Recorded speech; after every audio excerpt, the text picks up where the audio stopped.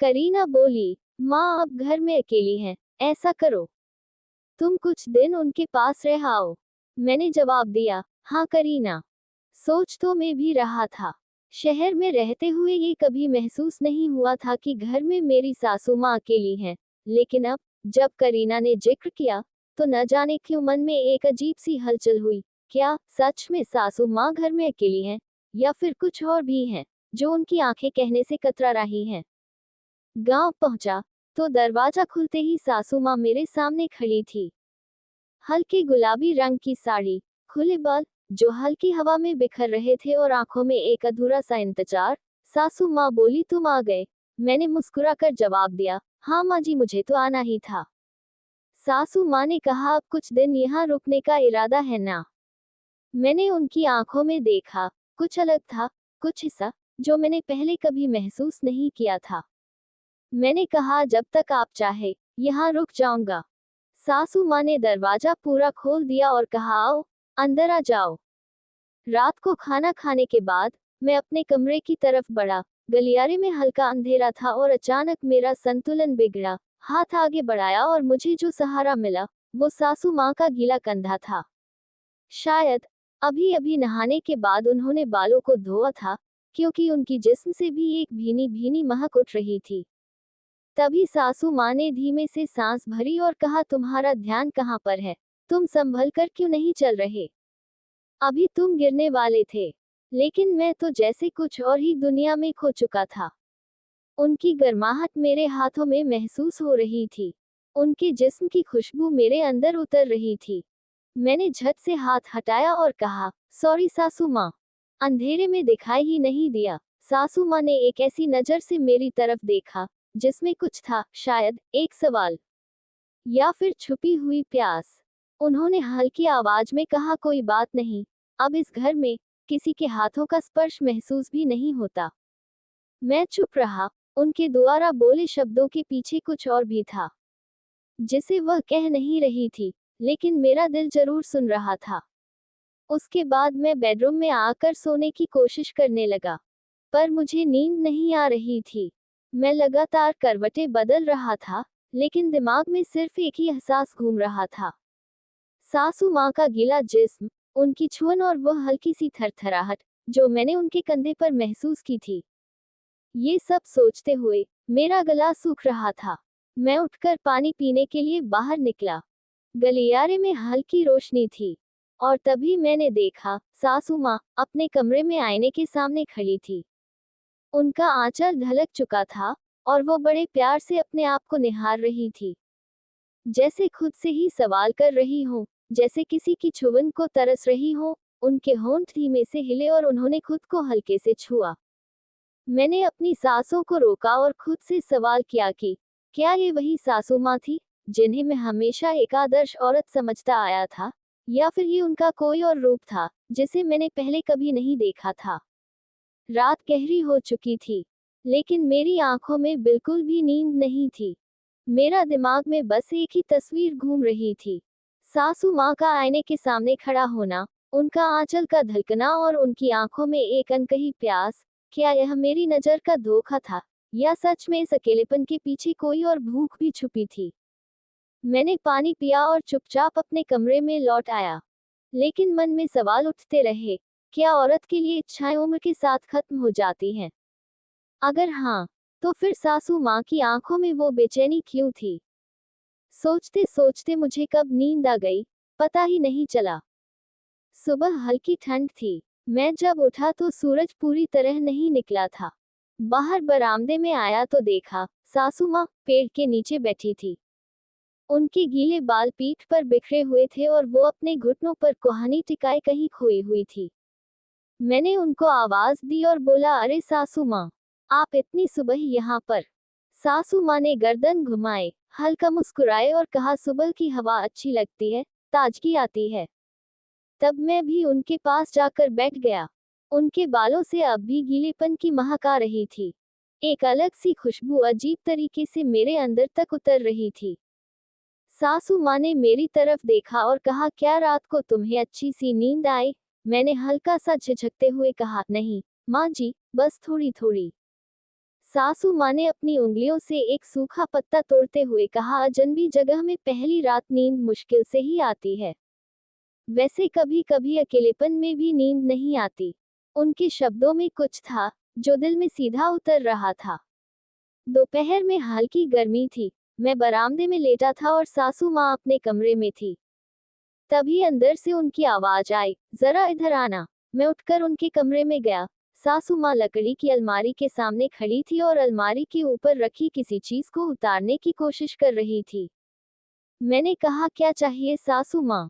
सासू माँ ने बिना मेरी तरफ देखे कहा, ऊपर रखा वो डिब्बा उतार दो। मैं पास गया और जैसे ही डिब्बा उतारने लगा, मेरा हाथ सासू माँ के कंधे से हल्का सा छू गया। एक पल के लिए सब ठहर सा गया। सासू माँ ने कुछ नहीं कहा, लेकिन मैंने देखा उनके होंठ हल्के से हिले, जैसे कोई दबी हुई सांस छूट गई हो। डिब्बा नीचे रखा और जब मैंने उनकी तरफ देखा तो उनके चेहरे पर हल्की सी लाली थी, जैसे कोई एहसास जिंदा हो गया हो। मैंने धीमे से कहा, हो गया सासू माँ, अगर कोई और कम हो तो बताइए।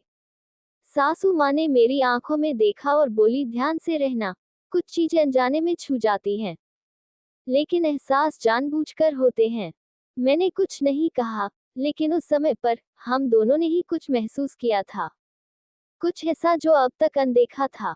सासू माँ की वो बात, कुछ चीजें अनजाने में छू जाती हैं, लेकिन एहसास जानबूझकर होते हैं, अब भी मेरे जहन में गूंज रही थी। क्या ये सिर्फ एक आम बात थी या फिर उनके लहजे में कुछ ऐसा था जो मेरे अंदर तक उतर गया था? घर में अब वही पुरानी खामोशी थी, लेकिन अब ये खामोशी अजीब लगने लगी थी, जैसे इसमें दबी हुई सांसें, अनकहे जज्बात और अनजानी चाहते शामिल हों। शाम को हल्की ठंडक थी। मैं आंगन में बैठा था और सासू माँ पास ही तुलसी के पौधों में पानी डाल रही थी। उनकी साड़ी का आंचल एक ओर सरक गया था और कभी कभी उनकी कमर की हल्की झलक दिखाई दे रही थी। मुझे नहीं पता क्यों, लेकिन मेरी निगाहें उनकी कमर पर जाकर टिक गई। उनकी त्वचा की नमी, हल्की सुनहरी धूप में चमकती कमर और उनकी सांसों की धीमी आवाज, सब कुछ अजीब सा महसूस हो रहा था। मैंने खुद को संभाला और खांसते हुए कहा, माँ कुछ मदद चाहिए। सासू माँ ने पीछे मुड़कर देखा और उनकी आंखों में हल्की सी मुस्कान थी। सासू माँ ने कहा, नहीं बस हो ही गया, लेकिन क्या तुम मेरे लिए पानी गर्म कर दोगे, मुझे सर धोना है। मैंने कहा, हाँ, अभी कर देता हूँ। मैंने रसोई में जाकर पानी गर्म किया और बाल्टी भरकर बाथरूम के पास रख दिया। सासू माँ अंदर चली गई और मैंने दरवाजा बंद होने की आवाज सुनी। मैं बाहर ही खड़ा था, लेकिन अंदर से कुछ धीमी सुकून भरी सांसों की आवाज आ रही थी और हल्की हल्की पानी गिरने की भी। पानी के गिरने की आवाज के साथ मेरी धड़कन भी तेज हो रही थी। मैंने अपनी आंखें बंद की, लेकिन जो दिख रहा था वो और भी खतरनाक था। सासू माँ के खुले बाल, उनके गीले बदन पर फिसलती पानी की बूंदें और उनकी तन्हाई से भरी सांसें। अचानक मेरा नाम पुकारा गया, मस्ताना। मैं चौंक गया। सासू माँ ने अंदर से कहा, मस्ताना। मैं तौलिया पास में रखना तो भूल ही गई। मैंने जल्दी से एक तौलिया उठाया और दरवाजे के पास पहुंचा। मैंने अपना हाथ बढ़ाया ही था कि अंदर से दरवाजा हल्का सा खुला और मुझे सिर्फ उनका गिला कंधा दिखा। सासू माँ ने कहा, अंदर रख दो। मैंने तौलिया अंदर रखा ही था, लेकिन जैसे ही हाथ वापस खींचा, उनकी उंगलियां हल्के से मेरी उंगलियों को छू गई थी। एक पल के लिए जैसे सब कुछ रुक गया। सिर्फ गीली गर्माहट, एक अनकहा एहसास और एक अनदेखी चाहत थी। मैंने धीरे से हाथ खींच लिया और बिना कुछ कहे वहां से हट गया। क्या ये सिर्फ एक संयोग था? मुझे रात को फिर नींद नहीं आ रही थी। मैं करवटें बदलता रहा, लेकिन अंदर कुछ चल रहा था। वो एहसास, वो छुआनन, वो अनकही बातें। मैंने सोचा, क्या ये सब सिर्फ मेरा वहम है, या फिर सासू माँ भी कुछ महसूस कर रही है? लेकिन जवाब देने के लिए उनकी आंखें काफी थी और अब शायद कुछ ऐसा होने वाला था जिससे वापस लौटना नामुमकिन था। रात गहरी हो चुकी थी, लेकिन मेरे अंदर कुछ जाग चुका था। करवटें बदलते हुए भी सासू माँ की वो हल्की छुआनन, उनके गीले बदन से उठती भीनी भीनी महक और उनकी धीमी सांसें अब तक महसूस हो रही थी। क्या ये सब सिर्फ एक संयोग था, या फिर कुछ ऐसा जिसे न मैं स्वीकार कर पा रहा था और न ही वो इनकार कर रही थी। प्यास लगी थी तो पानी लेने के लिए रसोई की तरफ बढ़ा, लेकिन जैसे ही बरामदे से गुजरा तो देखा सासू माँ आंगन में खड़ी थी। चांदनी रात में उनकी साड़ी हल्की सी भीग गई थी और वह दूर आसमान की तरफ देख रही थी। मैंने उनको धीरे से आवाज दी, इतनी रात को बाहर क्यों खड़ी हैं? सासू माँ ने मेरी तरफ देखा, हल्की मुस्कुराए और कहा, कभी कभी दिल को ठंडी हवा की जरूरत होती है। मैं उनके पास जाकर खड़ा हो गया। चांद की चांदनी उन पर गिर रही थी और उनकी भीगी हुई साड़ी की सिलवटें उनके बदन से लिपटी हुई थी।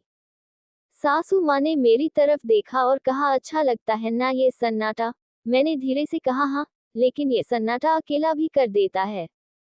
सासू माँ ने एक गहरी सांस ली और उनके होंठ हिले, जैसे कुछ कहना चाह रही हो, लेकिन रुक गई। मैंने पूछा, क्या सोच रही है? सासू माँ ने मेरी आंखों में झांका और कहा, कभी कभी कोई पास होते हुए भी बहुत दूर लगता है। उनकी आवाज में कुछ था, एक अनकहा दर्द, एक छुपी हुई तड़फ। मैंने कुछ नहीं कहा, लेकिन हमारे बीच अब सिर्फ हवा थी और वो भी धीरे धीरे कम होती जा रही थी।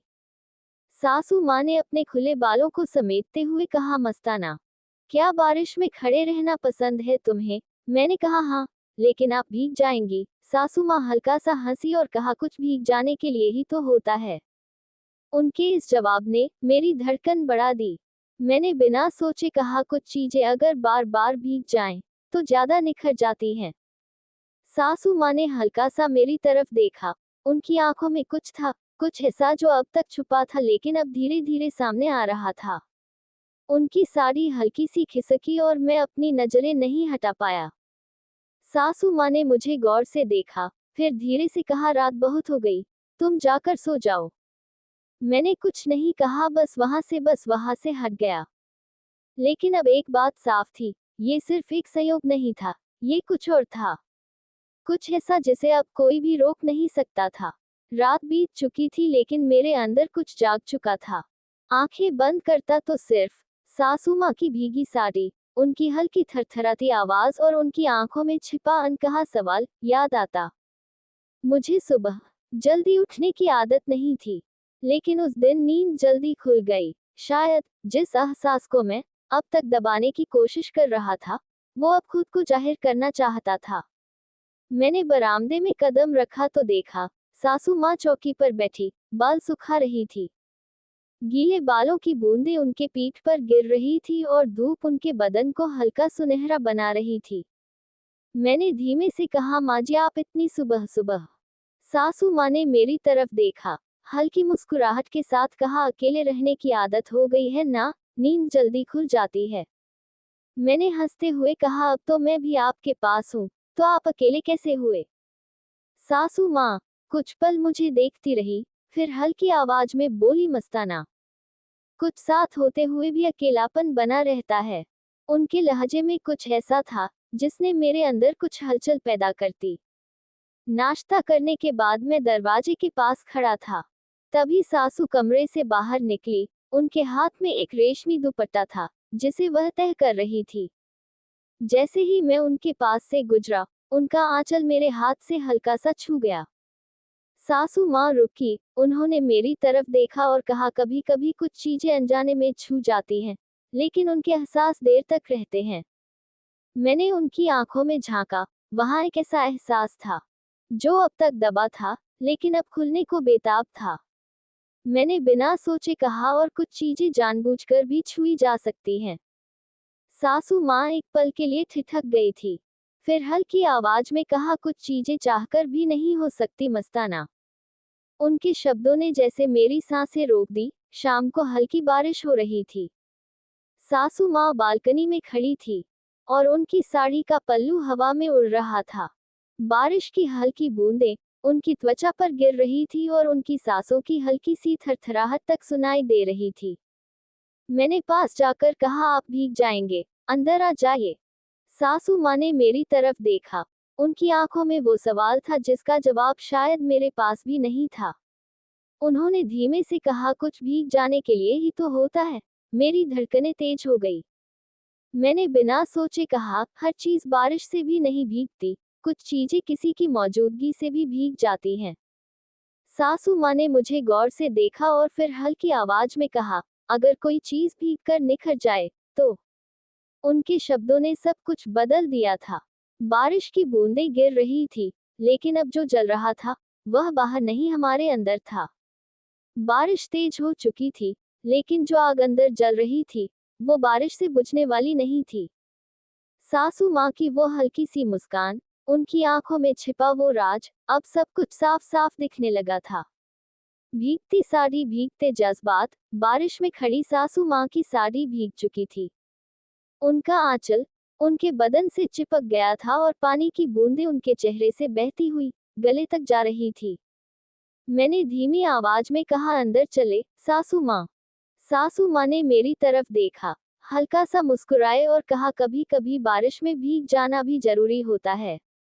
उनके शब्दों में कुछ था जिससे मेरे अंदर एक अजीब सी गर्मी दौड़ गई। बारिश बंद हो चुकी थी, लेकिन सासू माँ अब भी वहीं खड़ी थी। मैंने तौलिया उठाया और उनके पास गया। मैंने कहा, माँ जी आपके बाल भीग गए हैं, आप बीमार हो जाएंगी। उन्होंने तौलिया लेने के लिए हाथ बढ़ाया, लेकिन जैसे ही उनके गीले हाथ मेरे हाथों से छुए, हम दोनों ही ठहर गए। उनकी आंखों में एक अजीब सी चमक थी, जैसे कुछ कहना चाहती हो लेकिन खुद को रोक रही हैं। मैंने धीरे से तौलिया उनके हाथ में दिया, लेकिन मेरी उंगलियां अब भी उनके हथेलियों की नमी महसूस कर रही थी। सासू माँ ने हल्की आवाज में कहा, कुछ एहसास जितना दबाए जाते हैं उतने ही गहरे हो जाते हैं। मैंने उनकी आंखों में झांका और कहा, और जब कोई एहसास हद से गहरा हो जाए तब। सासू माँ कुछ नहीं बोली, बस हल्की मुस्कान के साथ अंदर चली गई, लेकिन उनके जाते ही उनके कदमों के निशान की तरह मेरे दिल में भी कुछ छप चुका था। अब ये सिर्फ एक खेल नहीं था, यह एक हकीकत थी, एक ऐसी हकीकत जिससे बचना नामुमकिन था। बारिश थम चुकी थी, लेकिन उसकी गूंज अब भी अंदर तक महसूस हो रही थी। सासू माँ के भीगे कदमों के निशान आंगन से होते हुए उनके कमरे तक चले गए थे, लेकिन उनकी मौजूदगी अब भी मेरे आसपास थी। रात हो चुकी थी और घर में एक अजीब सी खामोशी थी। एक ऐसी खामोशी जिसमें धीमी सांसों की हलचल, दबी इच्छाओं की गर्माहट और अनकहे एहसासों की सरगोशियों थी। मैं अपने कमरे में था, लेकिन नींद आंखों से कोसों दूर थी। हर बार आंखें बंद करता तो वही चेहरा सामने आ जाता, भीगे बालों से टपकते पानी की बूंदें, साड़ी के भीग जाने से उभरी हुई देह की गहराइयां और उनकी आंखों में छुपी एक अनकही चाह। मैंने खुद को संभालने की कोशिश की, लेकिन यह आग काबू से बाहर हो रही थी। अचानक दरवाजे के पास हल्की सी आहट हुई। मैं चौंक गया। मैंने दरवाजा खोला तो देखा सासू माँ सामने खड़ी थी।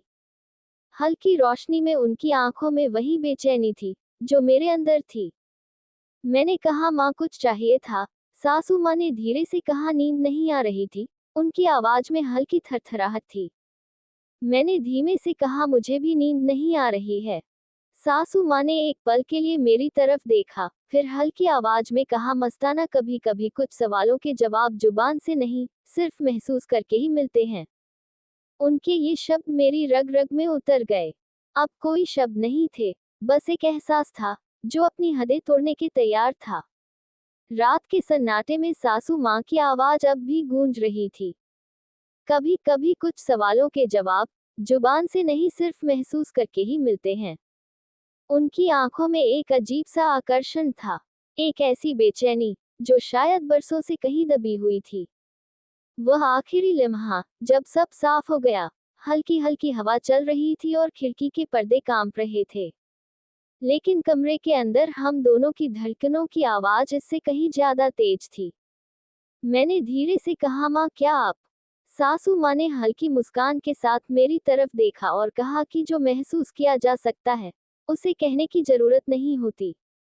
उनकी यह बात सीधे मेरे दिल के अंदर तक उतर गई, पर मैं जानता था कुछ चीजें चाहकर भी मुमकिन नहीं होती। एक अधूरा एहसास जो हमेशा के लिए रह गया। सासू माँ ने मेरी तरफ देखा, फिर हल्की आवाज में कहा, हमेशा याद रखना, कुछ एहसास अगर मुकम्मल न भी हो तो भी वह अपनी जगह कभी नहीं छोड़ते। उनकी आंखें नम थीं, लेकिन उनमें कोई शिकवा नहीं था, कोई पछतावा नहीं था। मैंने सिर झुकाया और कहा, शायद कुछ एहसास अधूरे रहकर ही खूबसूरत होते हैं। सासू माँ ने हल्के से सिर हिलाया, जैसे इस बात को स्वीकार कर रही हो। उस रात कुछ नहीं हुआ, लेकिन फिर भी सब कुछ बदल गया। अगले दिन मैं वापस शहर लौट आया। सासू माँ को विदा कहने से पहले आखिरी बार उनकी आंखों में देखा। अब